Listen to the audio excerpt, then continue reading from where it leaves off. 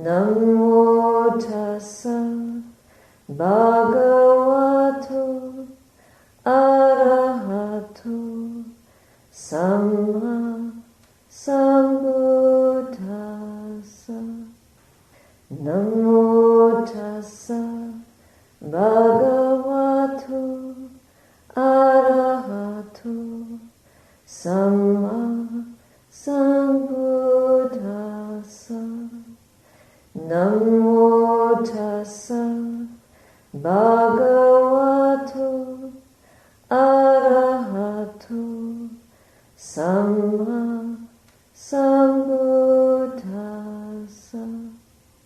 Buddhang dhammang sangham namasami. So last night we heard the story of Ayya, who was the fastest to get enlightened for the monks. Tonight we can hear the story of Bada. She was the fastest of the nuns to get enlightened. Her name was actually Bada Kundalakesa. Kundalakesa means curly hair. As a laywoman, she had curly hair.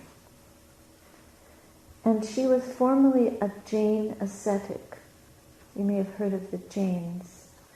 In ancient times, a very well-known teacher, very, very strict on nonviolence, and in some ways they were much more popular than the Buddha's teaching. Let's hear about Bada.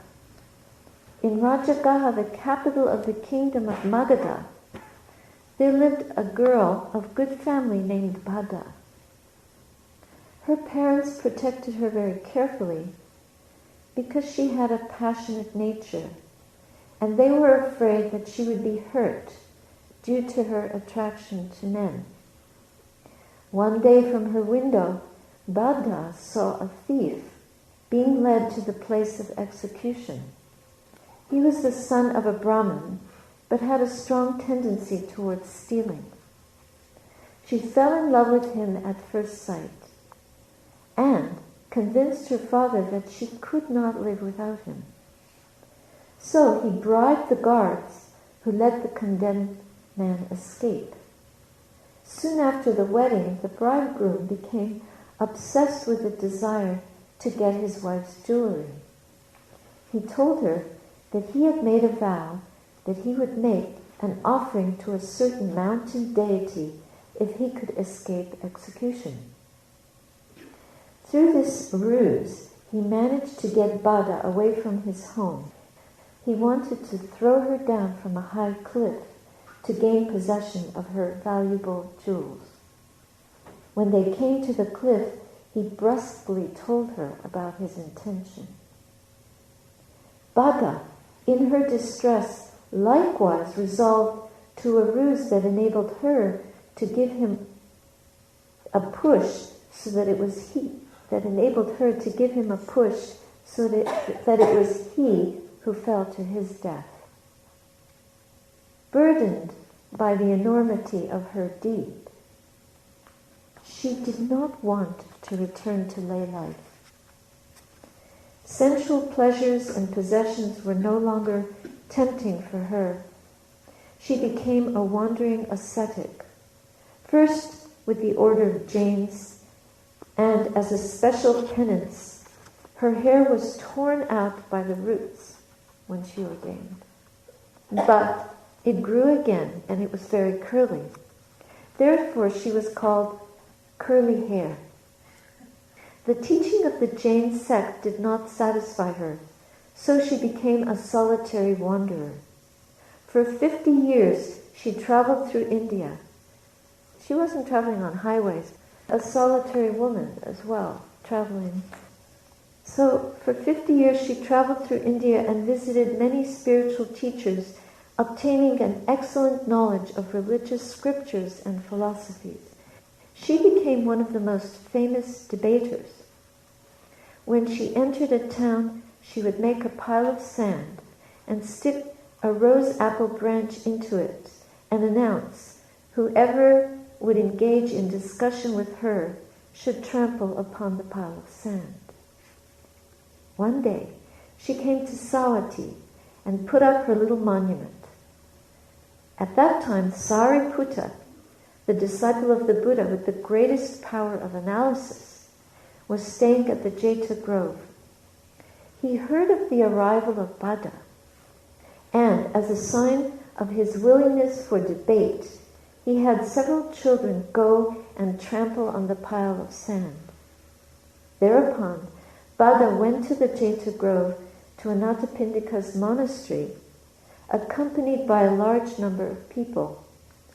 She was sure of victory, since she had become so used to being the winner in all debates. She put a number of questions to Sariputta.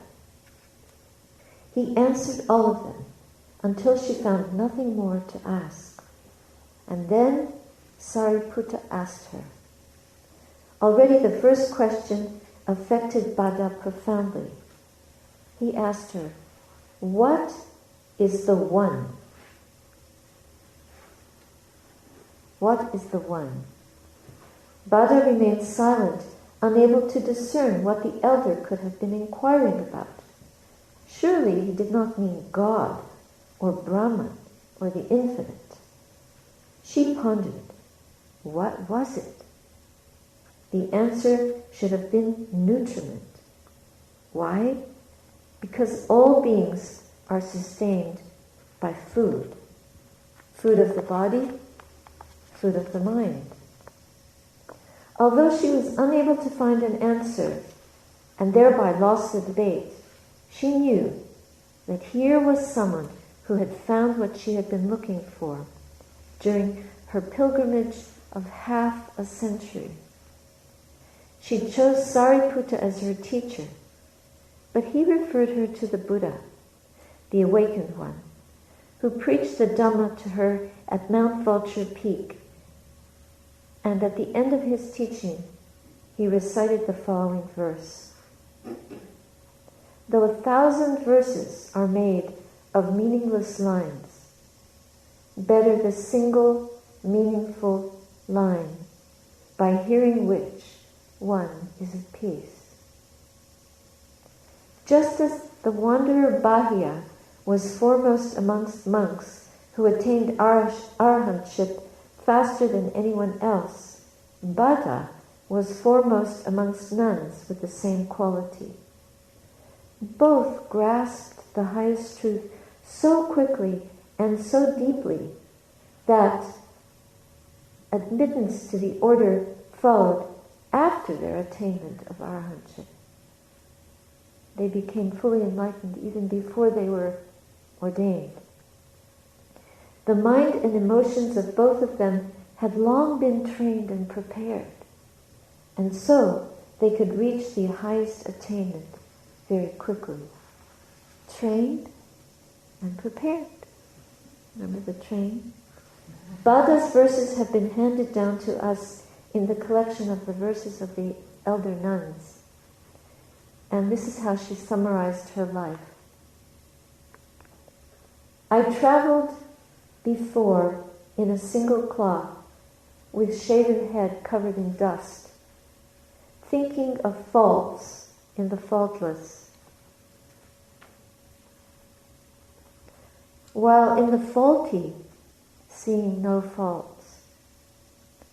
When done was the day's abiding, I went to Mount Vulture Peak and saw the stainless Buddha, revered by the order of bhikkhus, and then before him with my hands in anjali, like this.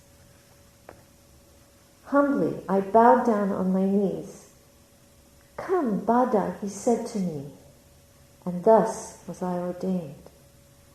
Debt-free, I traveled for 50 years in Anga, Magadha, Baji, in Kasi, in Kosala, living on the alms of the land.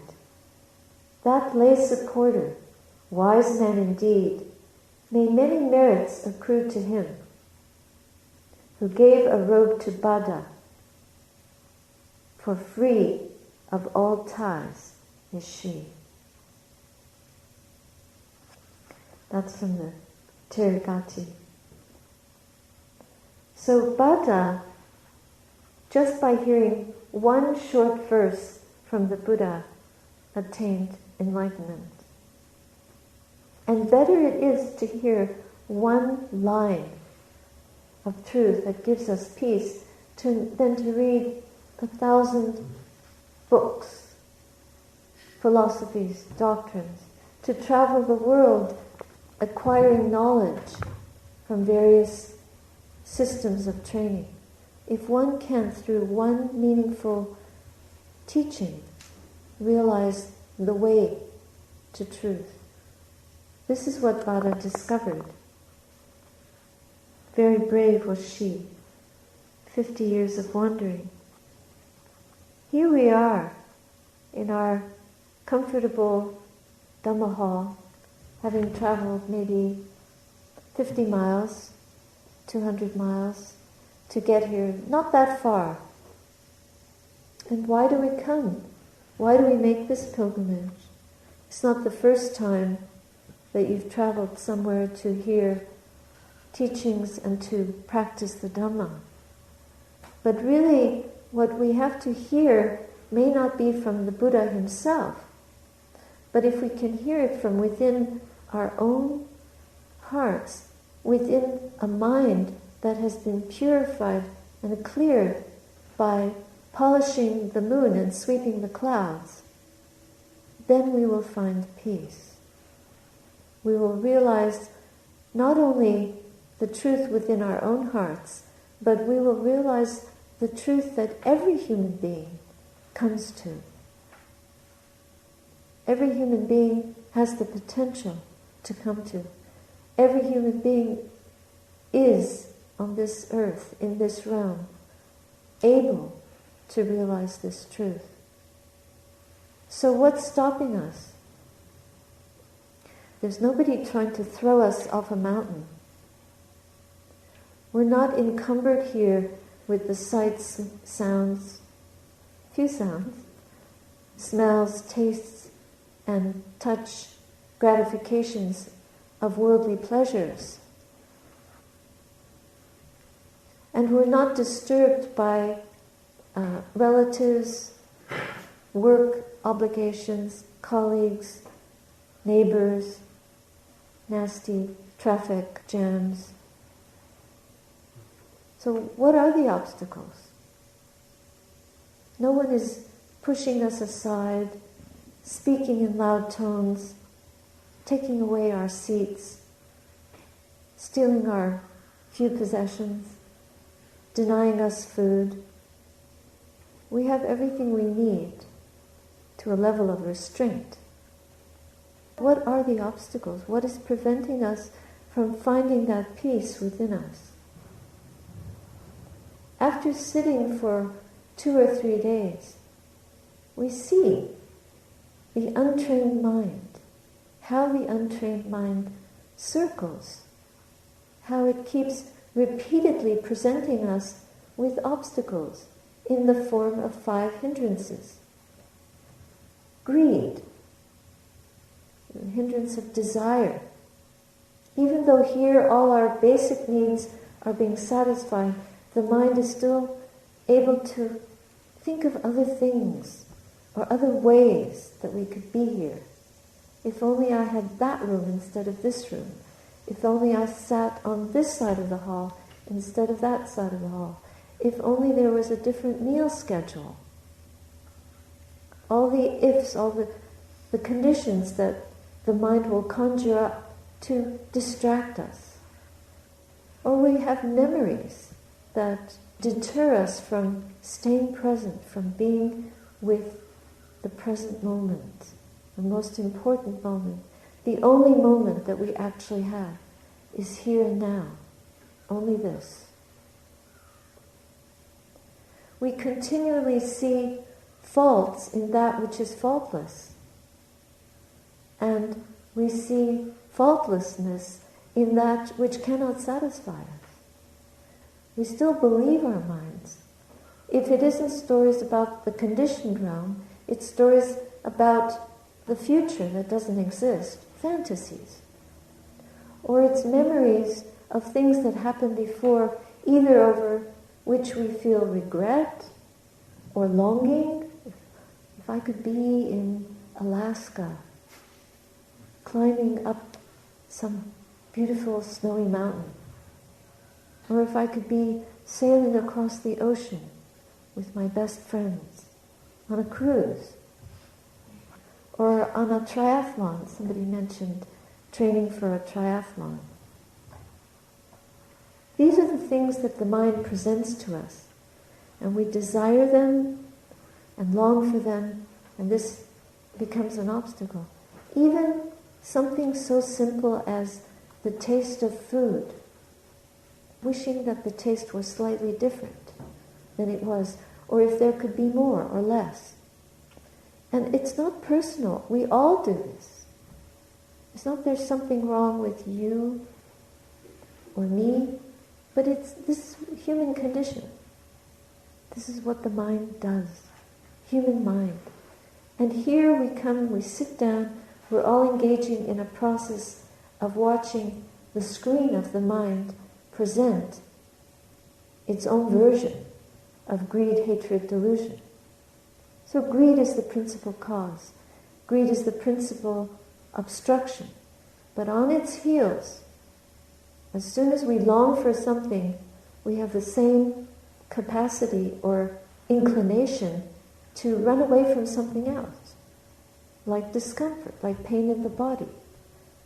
If the knee is hurting, if the back is paining, headache, we feel distracted and discomfited from staying with the present moment, from staying with the breath or the body, and focusing, training the mind, restraining the mind.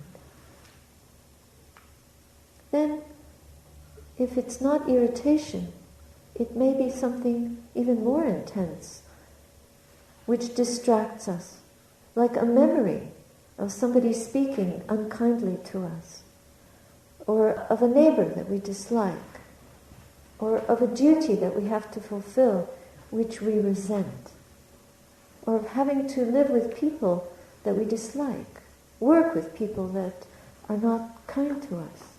So many types of incidents from our present life, past life, or what we expect might happen with conditions in our life, with situations. We feel anger, we feel bullied, or we feel averse. We want to escape from those situations. We want to rebel. We want them not to happen. And this obsesses the mind, perturbs the mind. A mind that is perturbed becomes clouded. We have to learn how to work with these obstacles just the way Dogen put it. Polish the moon and sweep the clouds. Polish the mind. Polishing away the obstacles that cloud our ability to stay present and see the phenomena arising in consciousness clearly, exactly as they are. In the seen, there is only the seen. In the heard, there's only that sound, pure sound. Not, oh yeah, that sound reminds me, and then there's a whole world of association. In the sense, there is only what we feel, sensation, painful, but going deeply into it, taking it to its raw elements. What kind of sensation is it? Not just naming it, labeling it as pain, but knowing its fundamental nature. Impermanent, suffering, and empty. Is the pain in the knee what we are?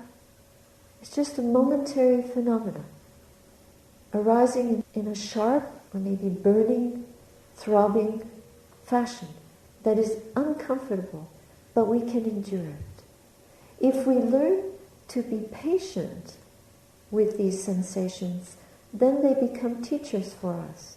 If we learn to face the angry moment and know it for what it is, just a burst of aversion, a hindrance, an obstruction, a cloud, we can sweep it away. We don't have to live with it, obsess with it, figure it out, prevent it from forever.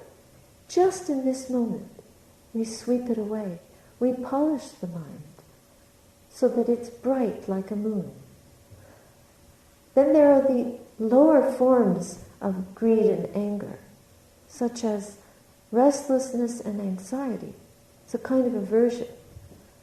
And lack of energy, exhaustion, is a form of indulging in the enervation of the body, not being energized enough to sit tall, sit straight, as if we're sitting at the edge of a mountain, as if some evil person is about to push us over and rob us of the opportunity to discover the jewels in our own mind.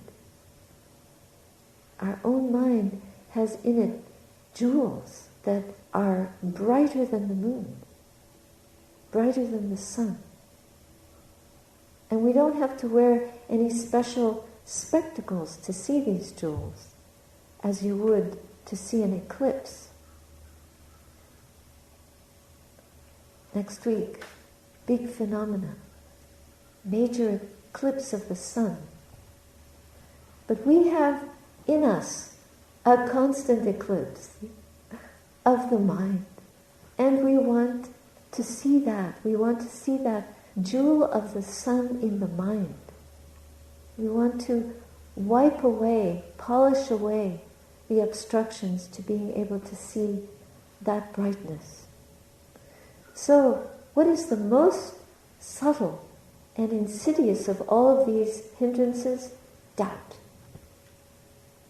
How many times does doubt make us decide that we can't sit anymore, that this situation isn't working, that this sitting isn't working, that there's something wrong with our practice, lacking in confidence, lacking in trust of the process, and giving up easily, giving rein to doubt, feeling faithless energy coming up and almost moving us out of our seat.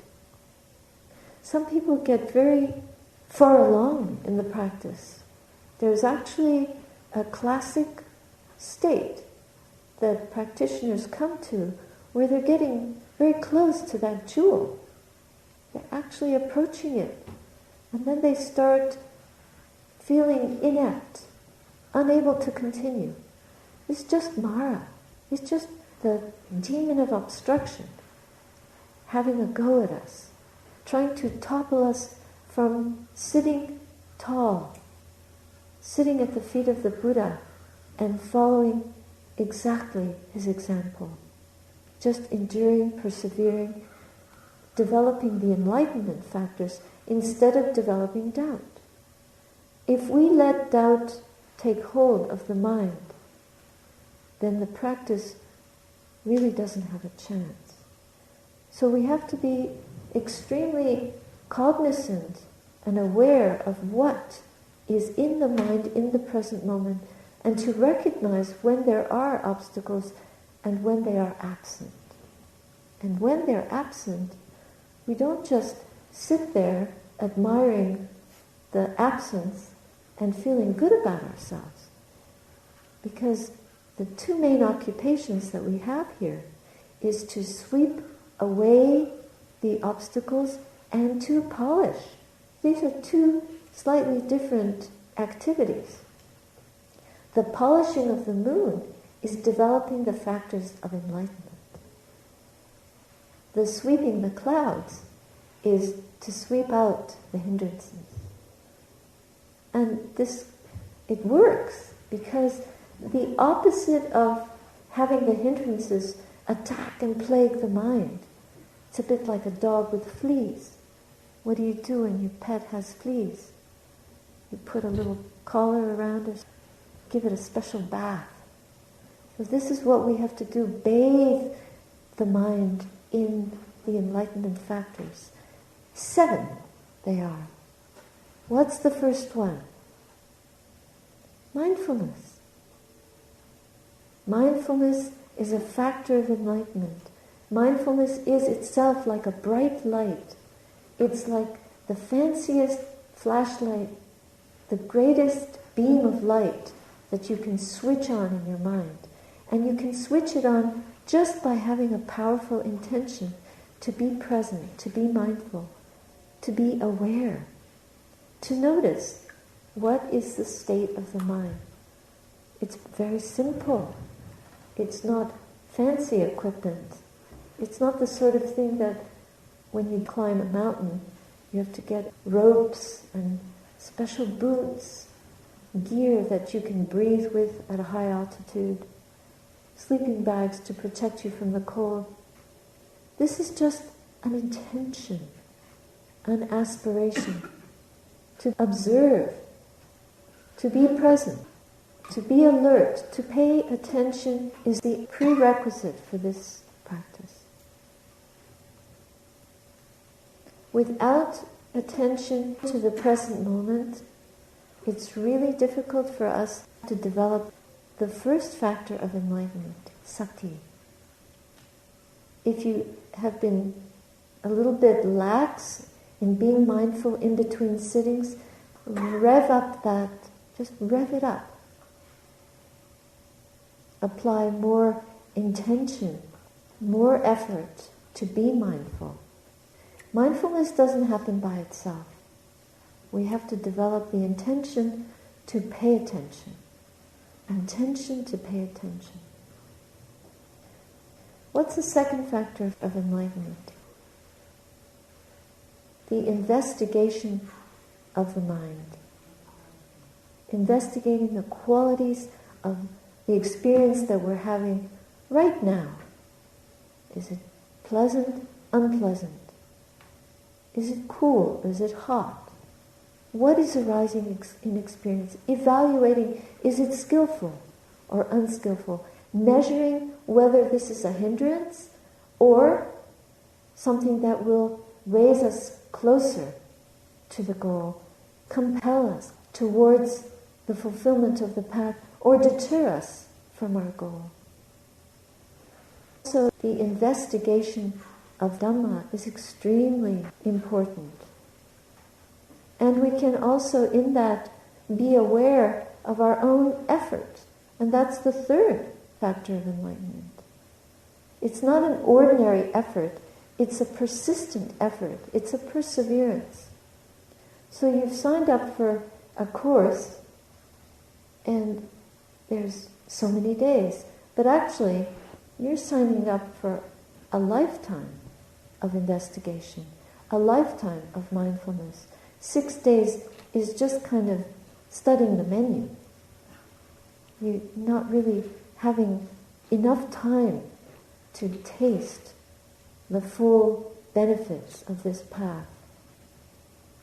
We're just getting in the door. But we can achieve so much if we develop a persistence and a culminating effort that brings us all the way. And it doesn't matter how long it takes. It could take 1 lifetime, 2 lifetimes. Whatever it takes, we just throw our shoes in, all our effort in, all our gear in that direction. I'm in it for good. It's a commitment. It's a renunciation. That quality, even though it's not named as a factor of enlightenment, is one of the 10 paramis. We have to give up the things of the world to be able to receive the gifts of the path. As long as our energy is being used up pursuing worldly aims and pleasures, then we can't fully give ourselves to studying the mind, learning from our study, and applying what we learn to how we live, how we speak, how we even think. It's a mental training. You want to climb the mountain, but you're willing to admire it from the feet of the mountain. Then we never get up the mountain and we never know what the view is like. So the development of right view means getting some height, getting some leverage on this work. So effort can start with little baby steps, but we grow them till we bring the path to its culmination. And in doing this, in bringing these factors of enlightenment together, we start to experience a joy and a happiness that is unworldly.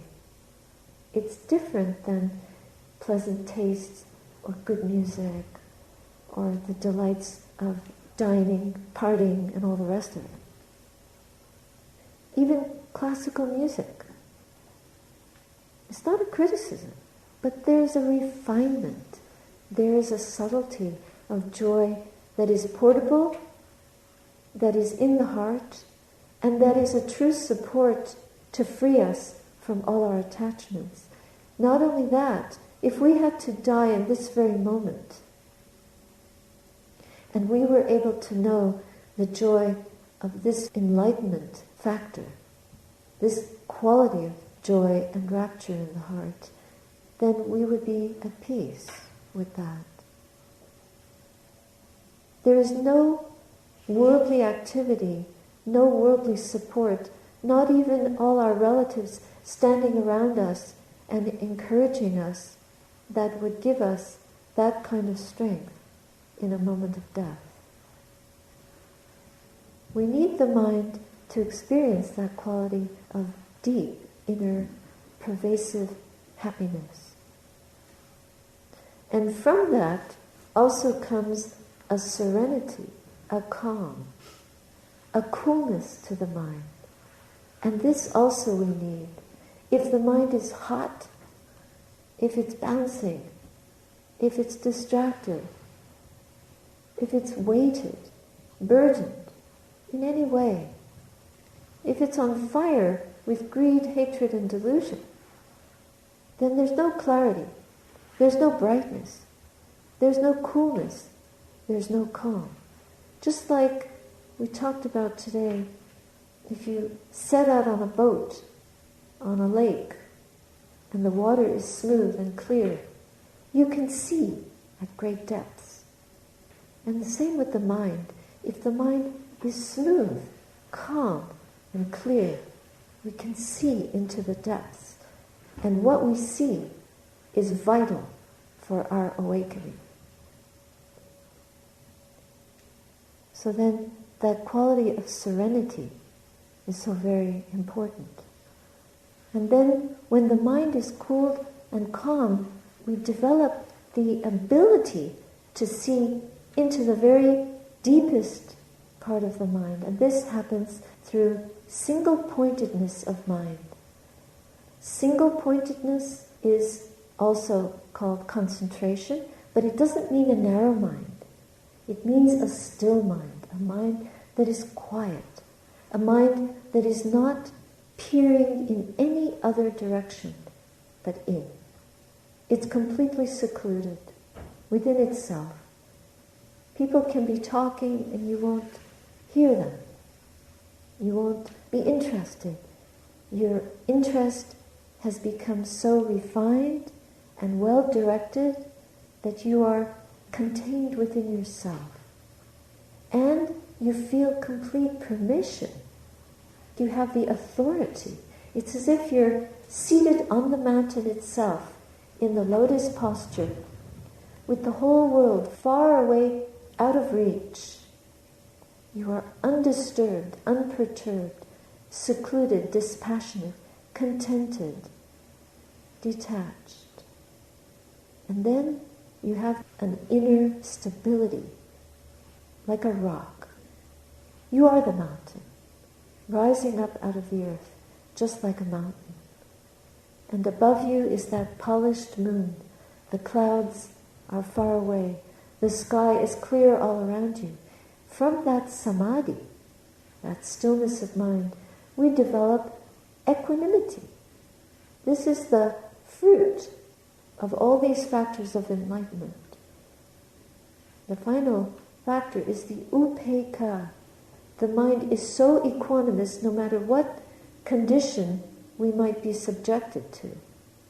We won't budge. The mind is immovable. It won't move from its posture. So notice when we sit how much we move around, adjust, twist, stretch. And as much as the body is moving in meditation, that's how much the mind is moving. Because our mental movement is a reflection of the desire in the mind. And it affects the body. We can't keep still. We just got to get up, have to twist, have to change. Addicted to change, addicted to movement. But here we give up all addiction. Every kind of addiction. Addiction to thought. Thought is the inner movement of the mind. Even that, absolutely vanquished. The mind becomes equanimous, like a great ocean. And out of that mind is born the awakening factors, the awakening experience. Enlightenment can enter into such a mind. That's why these factors together as a package are called the factors, 7 factors of awakening. These are for us to develop. This is what is meant by polishing the moon, sweeping the clouds, training the mind.